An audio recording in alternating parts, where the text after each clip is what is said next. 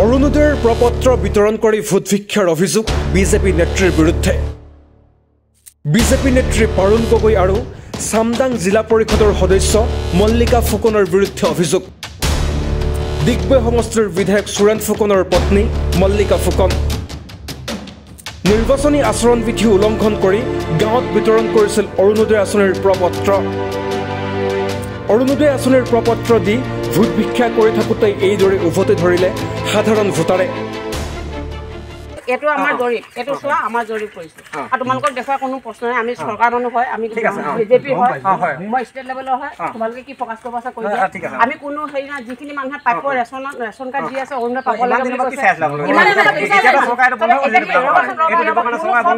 সব দলে কংগ্ৰেছৰ থাকোঁতে কংগ্ৰেছৰ দলৰো পৰা কিছুমান ইছ্যুজ থাকে, নিজৰ দলৰ আঁচনি আছে কাৰণে বন্ধ আছে বুলি পাতে। তোমালোকে যি ক'ব আছে দিম বুলি আপোনালোকে বিজেপি হয় আঁচনি বিলাক নোৱাৰে।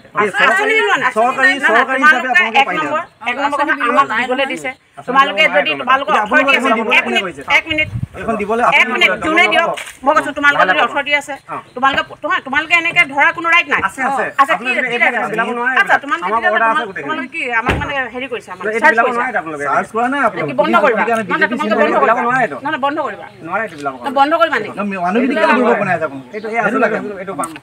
আজিকালি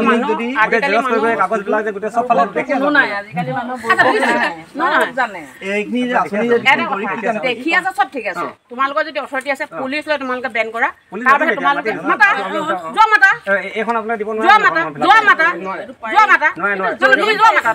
তোমালোক পাব্লিক আমি পাব্লিক, সেইটো কোনো কথা নহয়।